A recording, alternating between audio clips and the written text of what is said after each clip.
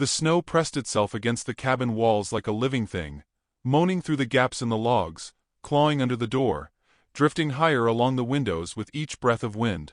Inside, Sophia Whitfield lay on a rough pallet, her body curved around the fragile swell of her belly.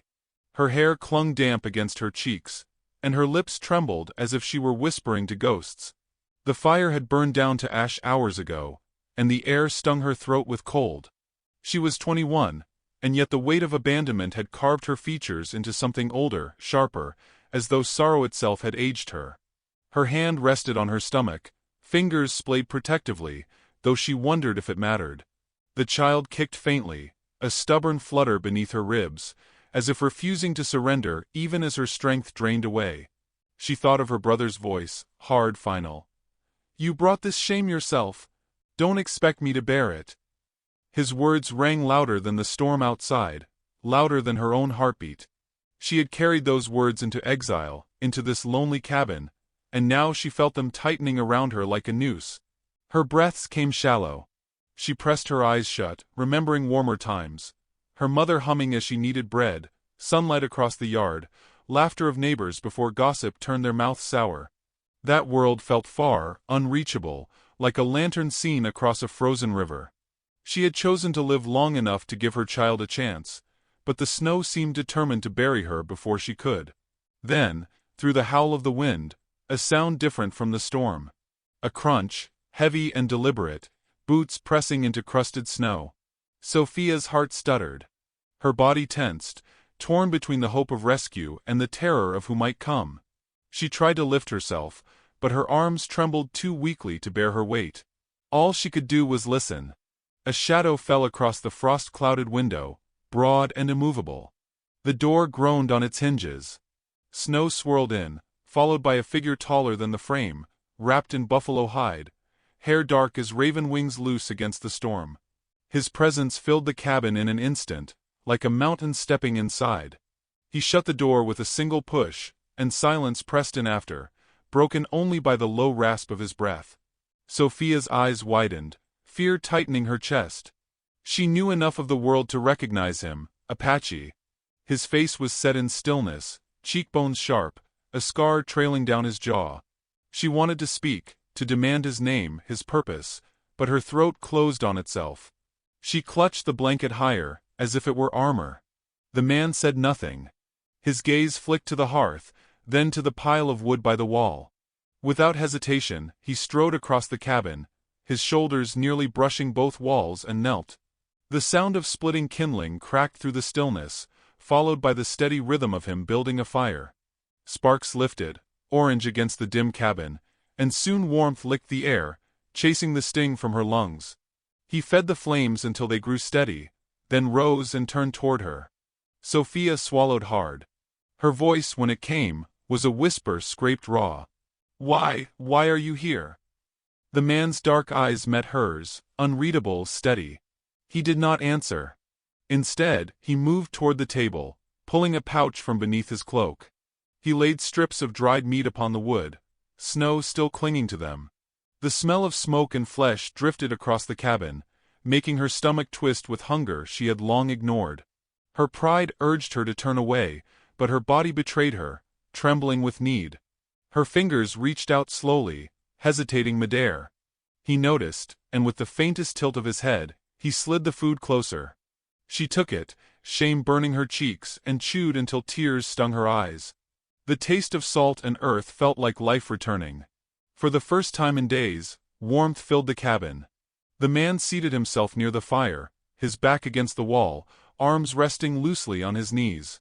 He did not look at her again, but his presence was a weight, heavy and protective, like a stone wall against the storm. She studied him from her place on the pallet, every breath deepening her confusion. Why would a man like him step into her dying world? Why not leave her to the fate her own kin had chosen for her? As the night deepened, Sophia's strength waned again.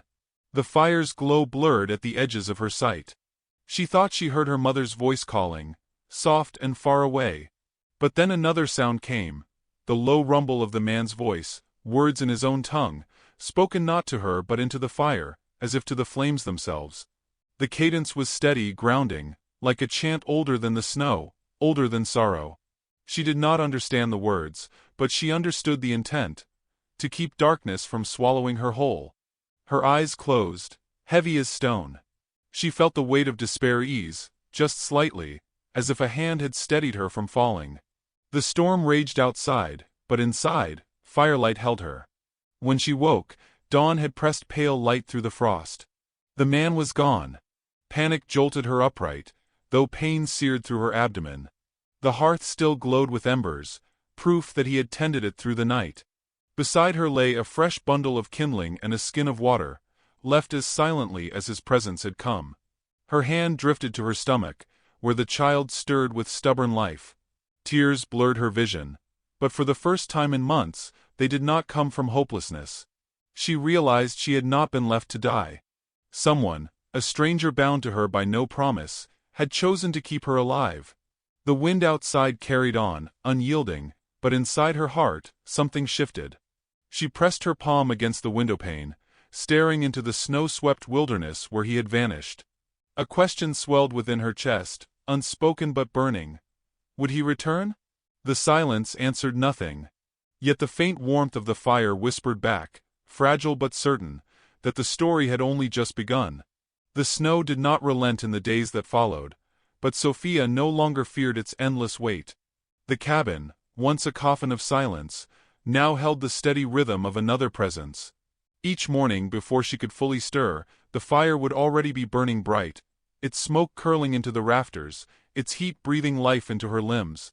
Beside the hearth she would often find a rabbit, freshly dressed, or strips of venison hung neatly from a peg, proof that the stranger had been out before dawn. He came and went without sound, moving like part of the wilderness itself, but always returning, as if bound to her by a vow never spoken. Sophia's strength returned slowly, though her body remained fragile. She forced herself to rise, leaning against the rough table as she folded blankets or tidied the few dishes she possessed.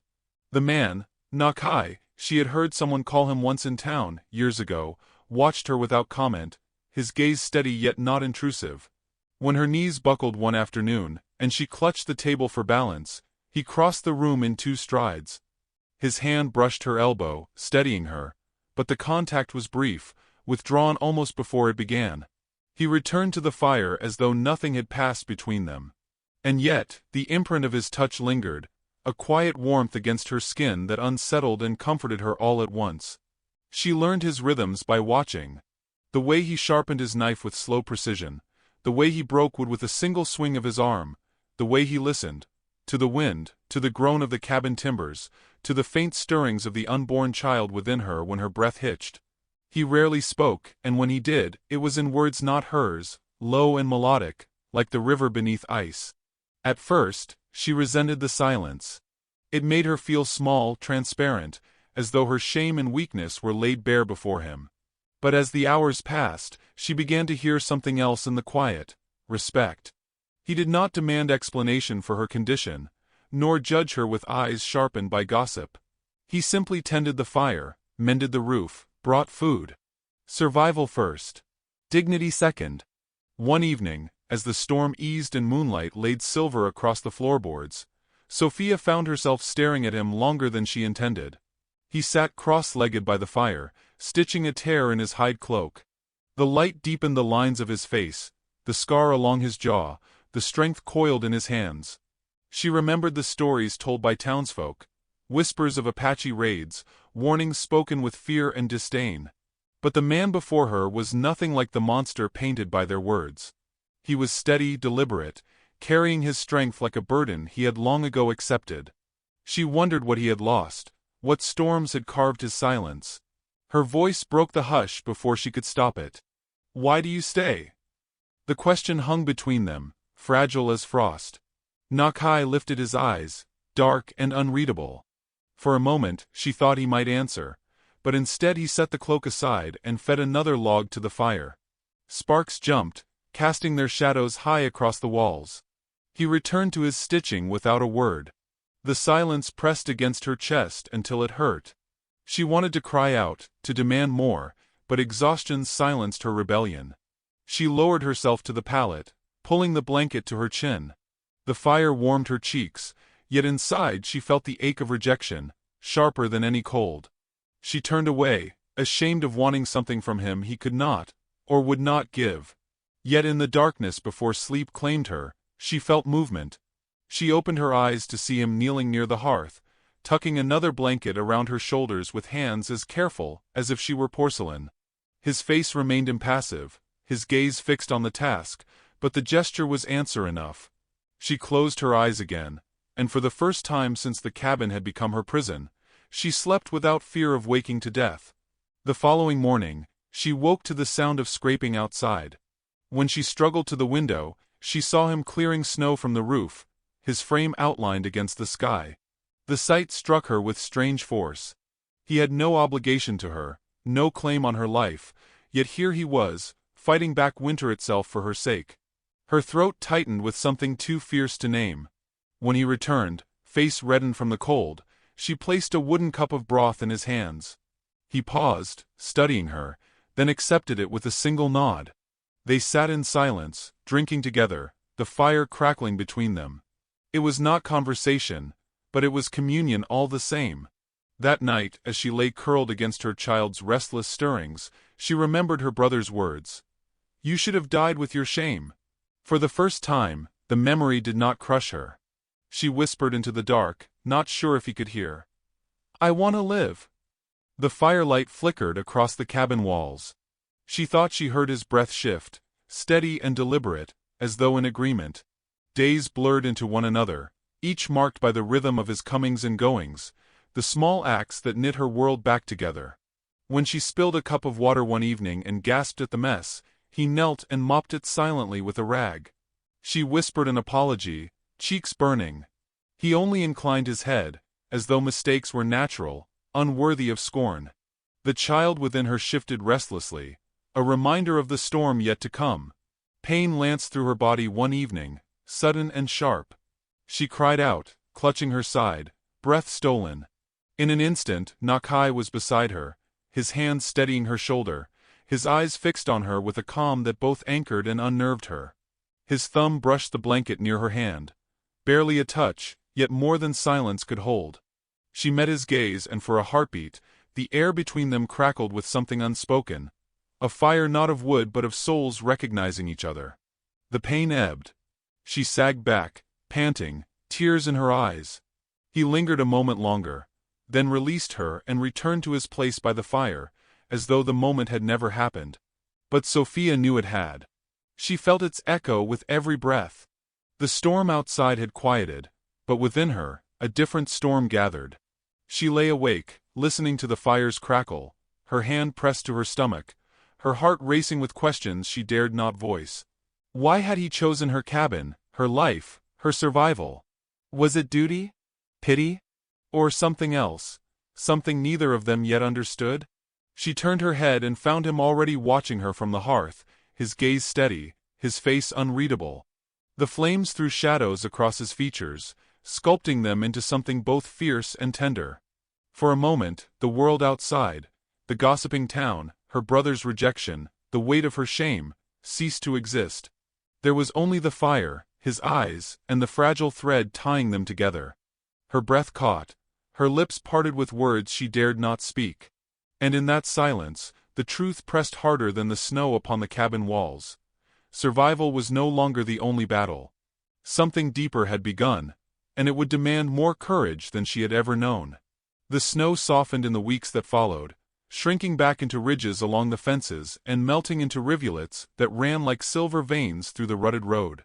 For Sophia, every step beyond the cabin felt like stepping into a world she no longer belonged to.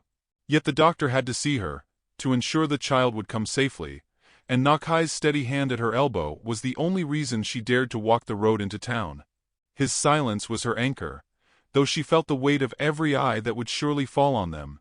The streets of Pine Hollow greeted her with a hush that was sharper than any shout. The townsfolk had gathered in small knots, by the blacksmith's forge, along the mercantile porch, near the well, and as Sophia and Nakai passed, voices dropped, eyes cut sideways, whispers rippled like weeds in water. She held her chin high, though her body trembled beneath her cloak. Her breath came shallow, not from the distance but from the sting of judgment pressing against her like sleet. Agnes Harrow was the first to speak.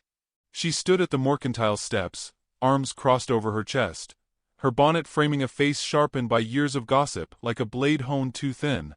"Well," she said, her voice loud enough for the street to hear, "I wondered why the snow kept you hidden. Now I see. Brought yourself company, did you, Sophia Whitfield? Bold of you to parade him here." A flush rose hot in Sophia's cheeks, but she forced herself to meet Agnes's eyes. "He saved my life." Her voice wavered, then steadied. "And my child's." A murmur spread through the onlookers, part disbelief, part scorn. Agnes sniffed. "Is that what you call it? Some might call it shame dressed in another man's furs." Nakai did not flinch. His gaze swept across the crowd, calm as stone, unyielding as the ridges beyond town. He made no move toward anger, no word of defense, and that stillness unsettled them more than fury might have. The townsfolk shuffled, some averting their eyes, as if afraid the silence might reflect their own cruelty back at them. Marshal Ezra Cobb emerged from his office, his coat flaring in the wind. His stride carried the weight of authority, boots echoing against the planks. He halted before them, his eyes narrowing on Nakai. "What business have you here?" His voice was not loud, but it carried the steel of a man who demanded answers. Sophia stepped forward, drawing breath against the ache of fear. "He has business with me. He's kept me alive when no one else would." Ezra's gaze shifted to her, then back to Nakai. "That so?" He studied the Apache with measured suspicion, as though weighing whether silence concealed threat. At last he grunted, neither approval nor condemnation, and stepped aside. "See the doctor, then. But be quick. This town ain't patient." Inside the doctor's office, the air smelled of camphor and iron. Dr. Holloway examined her with brisk efficiency, his hands cool and professional, his words gruff but not unkind. "Weak, but stronger than I expected, given the winter you've endured," he muttered. "The child's steady. You'll need rest and food. Plenty of it." He cast a wary glance toward Nakai, but said nothing more. When they stepped back into the street, the hush resumed. Sophia clutched her cloak tighter, her eyes fixed on the road ahead. She longed for the cabin's quiet, where judgment could not reach. But the world would not release her so easily. From across the street came a voice that froze her in place. "Elias." Her brother stood by the livery, his hat tilted low, his arms folded with the same rigid defiance he had carried the day he cast her out. His face, once familiar, now looked like stone carved from betrayal. He stepped forward, each stride deliberate, his eyes fixed on her swollen belly, then on Nakai at her side. "I told you to stay gone," Elias said, his words slow, measured, edged with venom. "You should have died in that cabin. Would have been cleaner." The words cut deeper than the cold wind. Sophia staggered, breath catching, shame rushing back like a tide. For a moment, she nearly folded into herself, but then she felt it, the steady pressure of Nakai's hand at her elbow. Not forceful, not possessive, only present. A reminder that she was not alone. She lifted her chin, her voice trembling but audible. "I lived. And the child will live too." The street held its breath. Elias sneered, but the conviction in her voice unsettled him. He spat into the snow and turned away, muttering curses too low to hear. The crowd began to disperse, though whispers trailed behind them like smoke. Sophia's heart pounded as she leaned against Nakai, her body trembling with the weight of confrontation. Yet beneath the ache, a new flame flickered, small, fragile, but undeniable. She had spoken, however weakly, against the voices that sought to erase her. She had claimed survival, and in doing so, she had glimpsed something that looked like strength. The walk back to the cabin was long, the silence between them heavy, yet not empty. Every crunch of snow beneath their boots felt like a step away from the town's scorn, and a step toward something she did not yet dare to name. When they reached the ridge where the pines grew thick, Sophia slowed, her breath visible in the fading light. She turned toward him, searching his face, but his eyes were fixed on the horizon, unreadable. Words swelled in her chest, pressing against her lips, but fear held them back. Instead, she whispered only, "Thank you." For a moment, she thought he would not respond. But then, as the last light of day bled into the snow, he inclined his head, a gesture so small it might have been overlooked, yet it carried the weight of acknowledgment, of recognition. Sophia pressed her hand to her stomach, feeling the stir of the child within. The world behind them was sharp with judgment, but before them stretched the wilderness, wide and untamed. She wondered which place held their future. As the cabin came into view, smoke curling from its chimney, Sophia felt her knees weaken with exhaustion. Nakai steadied her, his hand firm beneath her arm. She leaned against him, not out of necessity but out of trust.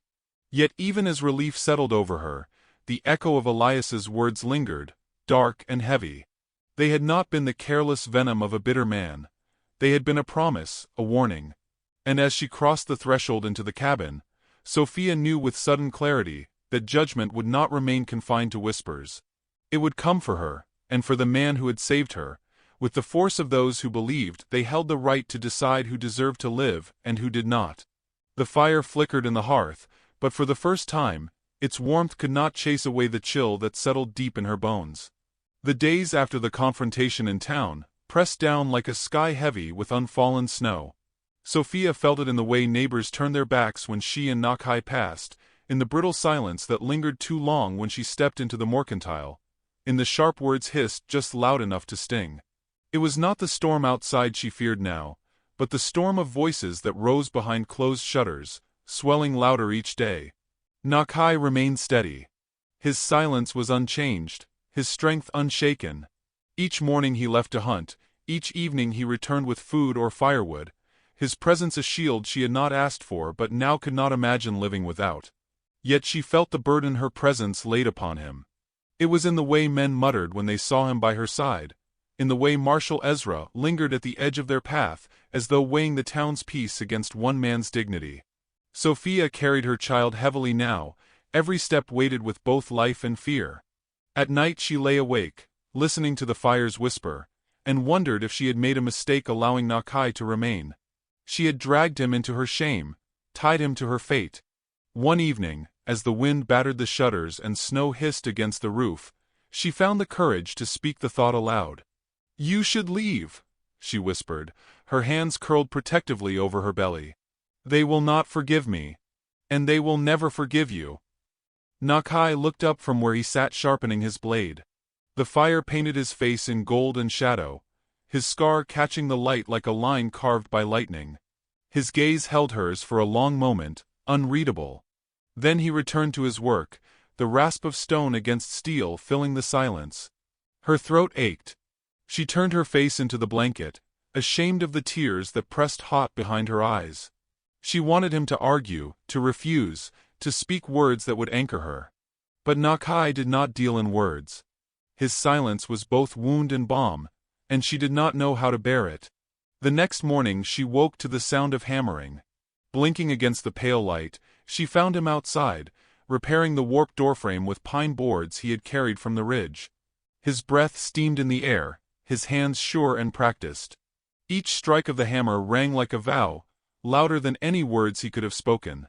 She pressed her palm to the window, tears blurring her vision, and understood. He would not leave. But the town would not remain silent either. The storm broke one afternoon when she dared the streets again. Agnes Harrow was waiting, her voice sharp as sleet. "Shame parades itself bold, doesn't it? You think you can stand among decent folk while clinging to him." Others gathered quickly, their whispers hardening into accusations. "Ungodly," one man muttered. "Dangerous," another said. Sophia felt the old fear surge, the instinct to shrink, to bow her head until the storm passed. But she saw Nakai standing at her side, still as stone, and something inside her shifted. She remembered the nights he had stoked the fire, the food he had laid before her, the cradle he had carved in silence. Dignity was not given, it was built. And she would not let the town strip it from her. She drew herself tall, though her knees trembled. "This man," she said, her voice steadying as she spoke, "kept me alive when no one else would. You call it shame. I call it salvation." A murmur rippled through the crowd. Agnes's face pinched. her lips thinning to a hard line. Marshal Ezra stepped forward, his eyes on Sophia. For a heartbeat, she feared he would condemn her too. Instead, his gaze shifted to Nakai. "Is this true?" Nakai did not answer in words. He stepped closer to Sophia, his hand brushing the curve of her arm, not possessive, not defiant, but present. His silence spoke louder than any declaration. Ezra studied them both, then nodded once, curt but final. "Then let it be.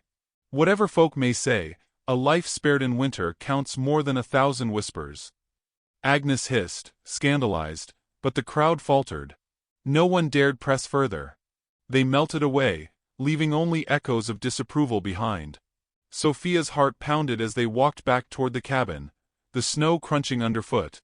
She had spoken aloud what she had long buried. The words had cost her, but they had also freed her. For the first time, she felt something stronger than fear rising in her chest. She pressed her hand against her belly and whispered to the child within, "We will not bow." That night the wind rose, a blizzard clawing at the cabin walls, the world outside erased in white fury. Inside, the fire roared high, its light throwing shadows across their faces. Sophia sat near the hearth, the warmth soaking into her bones, her heart still trembling from the day's defiance. Nakai sat across from her, mending a strap of leather, his movements calm despite the storm. She watched him, her chest tight with unspoken words. Gratitude. Fear. Something deeper, unnamed. Her lips parted, but she could not force the confession into sound. Instead, she reached for the cradle he had carved. Running her fingers along its smooth edge, she whispered, "It's beautiful." For the first time since she had known him, Nakai's eyes softened. A flicker of warmth crossed his face, faint as dawn but unmistakable. He inclined his head, the smallest acknowledgement, yet it carried the weight of an entire language. Sophia's breath caught. In that moment she knew. The bond between them had become more than survival. It was dignity, claimed and shared, fragile yet fierce enough to withstand storm and judgment alike. The blizzard howled against the walls, but inside, the fire held. Sophia leaned back, exhaustion tugging at her, yet her spirit stronger than it had ever been. She closed her eyes, whispering into the storm, "We will endure." But even as her words faded into the night, a knock thundered against the door, hard, urgent, demanding. Sophia's eyes flew open. Nakai rose in a single motion, his hand closing around the knife at his belt. The fire snapped loud in the silence that followed, and the storm outside seemed to hold its breath. The judgment of the town had not ended. It had only begun, and now it had come to their very door. The knock struck again, louder this time, rattling the door against its frame. Snow swirled through the cracks, carried by the blizzard that clawed at the cabin. Sophia's breath hitched, pain tightening in her belly, sharper now, deeper, as if the storm outside had seeped into her very blood. She clutched her side, a cry breaking from her throat, and knew with sudden clarity. The child was coming. Nakai stood at the door, blade in hand, his frame blocking the wind's fury. He did not open it, only listened, his jaw set in silence. Voices shouted from outside, muffled but insistent, carried on the gale. One voice cut sharper than the rest, Elias. "Sophia! You'll not hide in there with him. Come out, before it's too late." Her brother's words pressed like a weight upon her chest, but another pain followed quickly, a contraction that gripped her whole body. She bent forward, sweat dampening her hair though the cabin was cold. "Nakai!" she gasped, her voice cracking. "It's time." He turned instantly, leaving the door unanswered, and crossed to her side. The knife lay forgotten on the table as he lowered himself beside her. His hands, rough from years of work, became gentle, steadying her as she fought for breath. Outside, fists hammered the wood, threats rising with the storm, but inside, the battle narrowed to the fragile thread of life straining within her. The hours blurred into a haze of agony and snowlight. Nakai fetched water from the kettle, pressed cloths to her forehead, guided her breathing with a calm that defied the fury outside. His silence became a rhythm she could lean into, every gesture anchoring her against the storm tearing her apart. When she screamed, he did not flinch. When she wept, He steadied her hand in his, grounding her in the moment where life and death walked close. Outside, Elias's voice rose again, harsh and desperate. "You've brought ruin on yourself, Sophia. That savage can't save you. Come out before the marshal turns against you too." Her cry answered him, sharp and raw, echoing louder than his condemnation. The storm swallowed the sound, but inside the cabin it rang like a bell, the declaration of a woman fighting to bring life into a world that had cast her aside. Hours stretched, each contraction a mountain, each gasp a cliff's edge. Nakai moved with tireless devotion, his brow furrowed but calm, his voice a low murmur in his own tongue, words she could not understand but felt in her bones. She clung to them, to him, as the blizzard clawed at the roof. At last, with a cry torn from the marrow of her being, the child slid into his waiting hands. A girl. Small, red-faced, squalling against the roar of the storm. Nakai wrapped her in cloth and laid her against Sophia's chest. Tears streamed down her cheeks as she kissed the tiny brow, her heart breaking open with wonder. The child rooted against her, alive, stubborn, defiant of the world that had tried to end them both. But there was no time to bask in joy. The pounding on the door returned, louder, angrier. The latch strained. Elias's voice cut through the night. "You're finished, Sophia. Come out, or we'll drag you out." Sophia gathered the child tighter, fear lancing through her. Nakai rose, his face a mask of stone, and crossed to the door. He did not shout, did not brandish his blade. He only threw the latch and flung the door wide. Snow surged in, coating the floor, and with it came men. 3, 4, their faces twisted by anger and fear. Elias stood at their head, eyes burning. He pointed at Nakai with a hand that trembled more than he knew. "You don't belong here. You'll ruin her. Step aside, or I'll see you buried in the snow." For a long moment, no one moved. The storm screamed around them, snow blinding, wind cutting. Nakai's stance was calm, unyielding. He did not lift his knife. Instead he spread his arms slightly, placing himself between the men and the pallet where Sophia lay, the newborn at her breast. His silence was louder than their threats, his body a wall they could not pass. Marshal Ezra's voice cut through the chaos.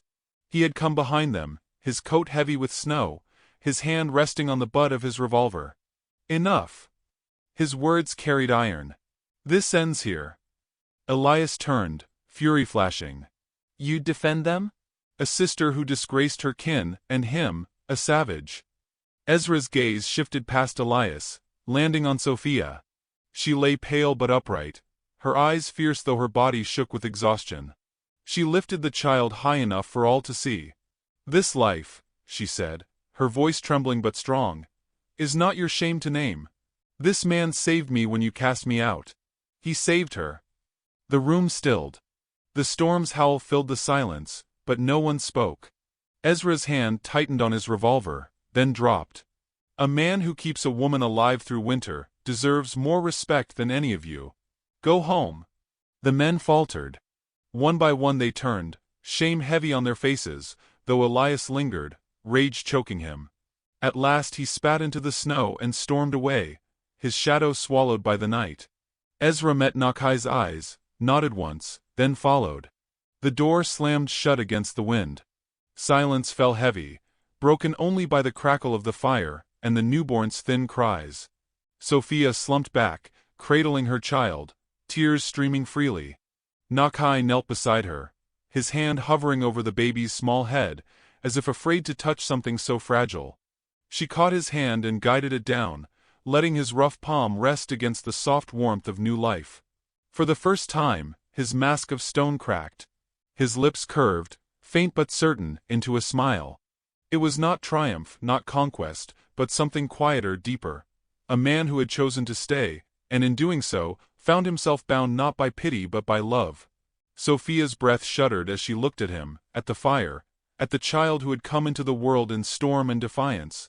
The cabin smelled of smoke and snow, of blood and life. The storm outside had not ceased, but within these walls, another storm had broken and passed. She whispered into the silence, her voice steady at last. "We are not alone anymore." And though the night still raged, though judgment would come again with morning, The fire's glow fell warm across them, sealing the truth. Dignity had been claimed, and no storm could strip it away.